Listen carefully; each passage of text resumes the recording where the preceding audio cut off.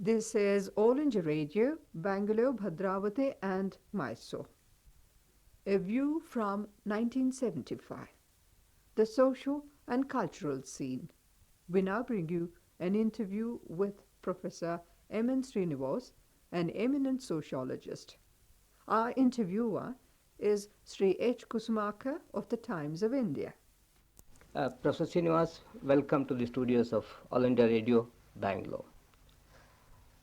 We are entering 1975, and this is a good occasion to take a view from 1975 and talk of some very important problems facing us on the sociological and cultural plane. Now we find that there is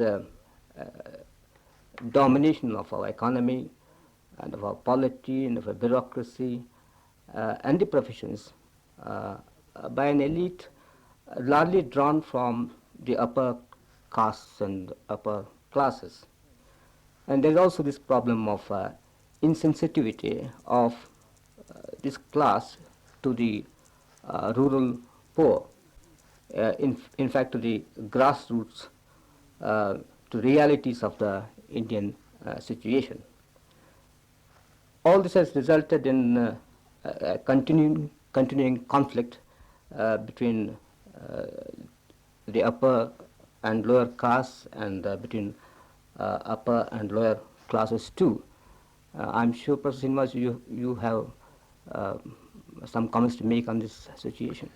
You have touched on a very important problem, Mr. Kusumaka. What you say is by and large still true, that the culture of the country, its bureaucracy, the crucial positions in firms, etc., are still dominated by a small elite which is drawn from the upper castes and middle to upper classes. There has been a slight shift during the last 15 to 20 years, and this shift has meant that you are getting a small number of people from the scheduled castes and scheduled tribes and from some of the other backward classes drawn into this elite, you see. And this is a very interesting phenomenon, because this is how the elite has perpetuated itself. Firstly, it was the elite had a much narrower base. Now its base has broadened. There are more people in the elite itself. The elite, the elite has become broad-based. In one sense, yes, because a few people from the dominant castes, fewer people from the scheduled castes and scheduled tribes are drawn into this elite. So that this is one way in which the elite has accommodated itself to the demand of the oppressed and suppressed, that they have a share in the goodies, if I may use a popular word, you see. But this has resulted in the mass of the people being deprived of benefits. You see, what has happened, in other words, is symbolic improvement of the condition of the scheduled castes and scheduled tribes and a few minority castes just above them. It has not resulted in any appreciable rise in the living standards of the bulk of the poor in the rural areas. Quite true. I would like to draw your attention to another aspect of the same same problem. See, the conflict between castes and the classes, this conflict is serious enough. But this is not the only type of conflict. We have other conflicts between one state and another over the boundaries of these states. We have river water disputes, and we have this sons of the soil movement. then there is, we also notice there is increasing manifestation of communalism. Um, and then we have these inter-regional disparities also, uh, uh, both between different states and also within the states. I would like to draw your attention to these aspects of the conflict, and would appreciate if you can throw some light on this aspect. Mr. Kushmakar, you have given me a full package of problems to deal with. If you permit me, I'll take them up one by one. But before I plunge into the second package, I want to make one comment on the first package. And that is important, at least I think so. And that is the problem of the conflict between classes and castes is compounded or made worse by a certain amount of overlap which exists between caste and class in our country. That is to say, the upper groups, by and large, form the middle and upper classes, whereas the lower castes, by and large, form the lower classes. In other words, this class and caste interests, they merge. To some extent. And this is a very important problem. And I do expect that this interclass conflict in rural areas will worsen a great deal in the near future, if not the immediate future, because the landless laborers, the Harijans, are getting increasingly politicized, increasingly radicalized, you see, and their sense of self-respect and pride is increasing, and I think rightly, and I'm certain you would also agree here.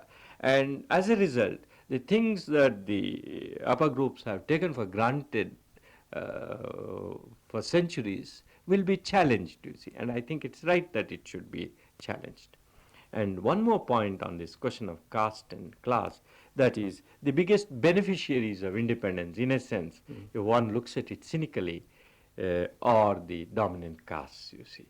And they are the people who now want to cling to their newly earned powers and rights, you see.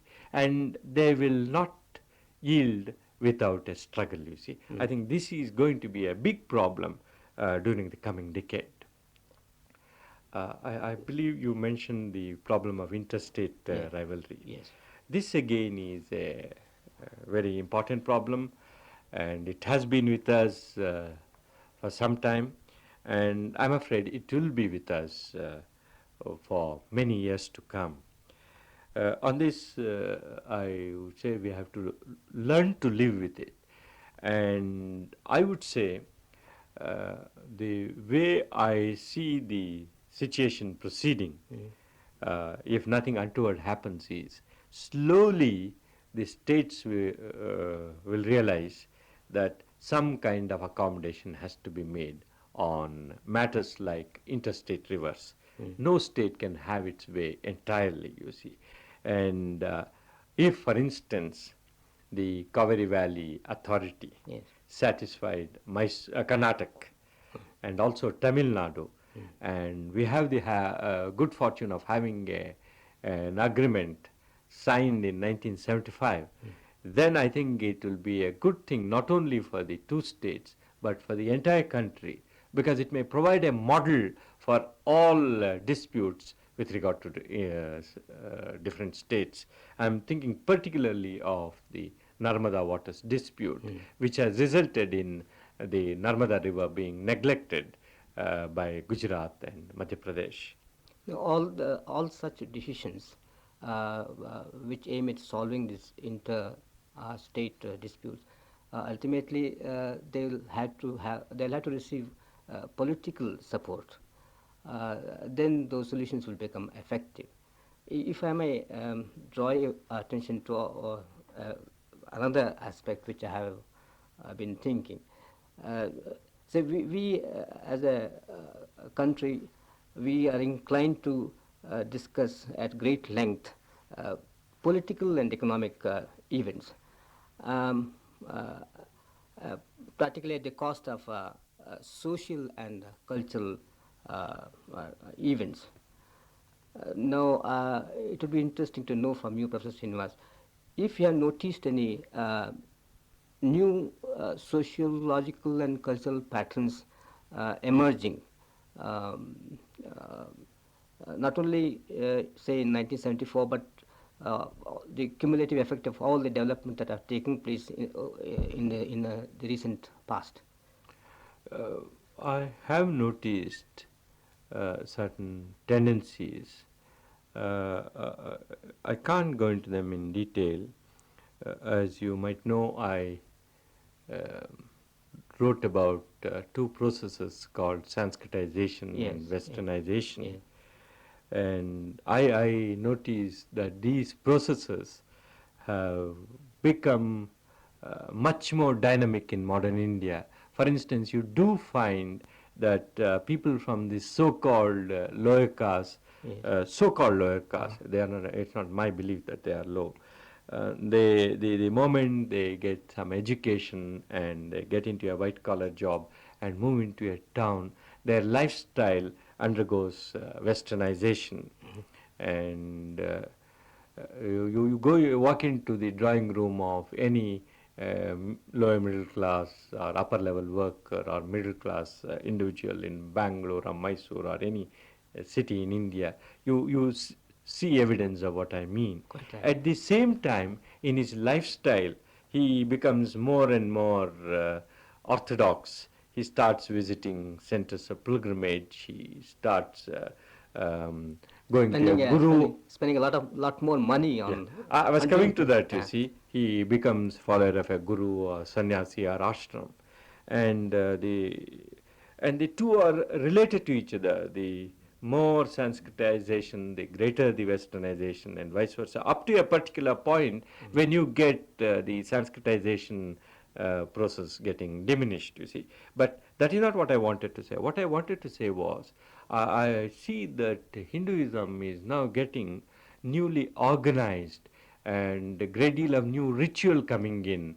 And these are not domestic rituals, these are public rituals. A tremendous amount of money being spent, Swamijis and Matadipatis being in the limelight, being reported in newspapers, taking interest in educational and other social work activities, and also the monastic heads and sannyasis are coming together with the politicians and the journalists. So you are getting a fascinating mix-up in modern India. And broadly, if I may sum it up in one sentence, there is greater politicization of categories of population which were not seeking publicity in pre-independent India. And the politicians have found in them good allies to get votes. Now, what you say is quite true. You see. Now, some people take a dim view of the possibilities of social and cultural integration in our country. Uh,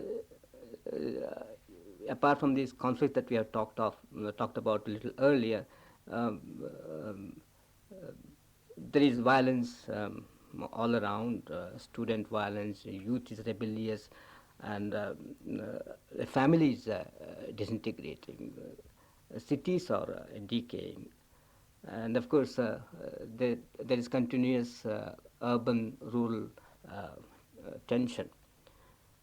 Now, as a perceptive thinker and analyst, you are in a position, Professor Srinivas, to introduce a little clarity and see the direction in which we are moving. Do you see a new Indian nationality emerging?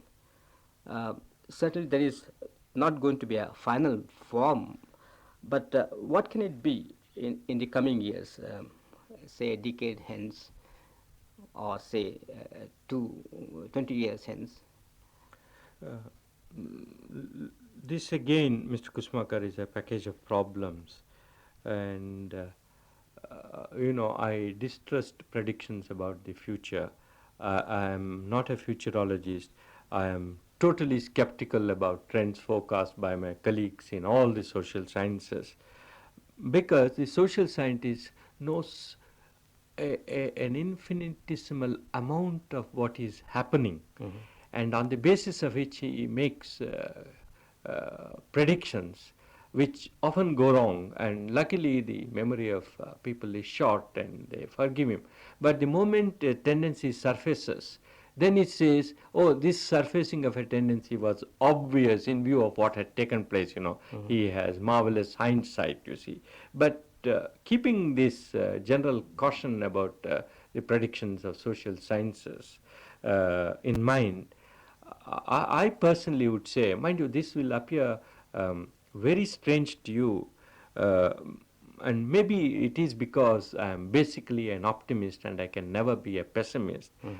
I am hopeful about the future of this country, which has stood decades and decades of unrest, which has taken in every invading tribe, horde, and culture, and has absorbed it within its mainstream. I don't think this genius of Indian society is lost. In fact, we can't put our fingers on it. You know, some of us are trying to see how exactly it happens. I don't think we are anywhere near the explanation. But I do believe in the basic resilience of Indian culture and Indian institutions. To that extent, I am optimistic. But I do think that the present political and economic situation are nearing a critical point. Unless some political accommodations are made, unless we start concentrating on our agricultural produce and make the country really self-sufficient with regard to our basic food, clothing, and shelter. Unless we do this, I think the situation is grim. But I do believe that we will be able to do it.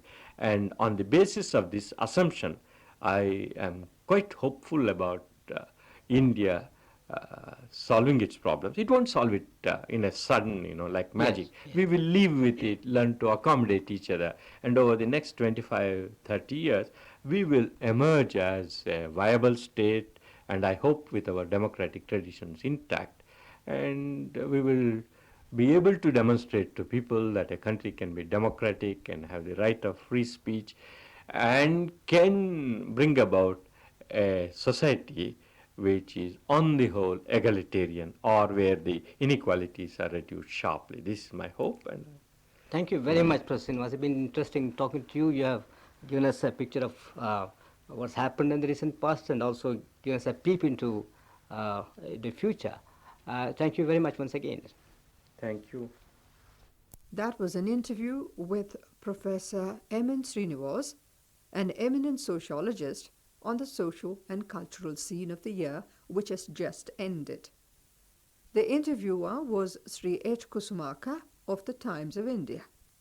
This broadcast came to you from All India Radio, Bangalore, Bhadravati and Mysore.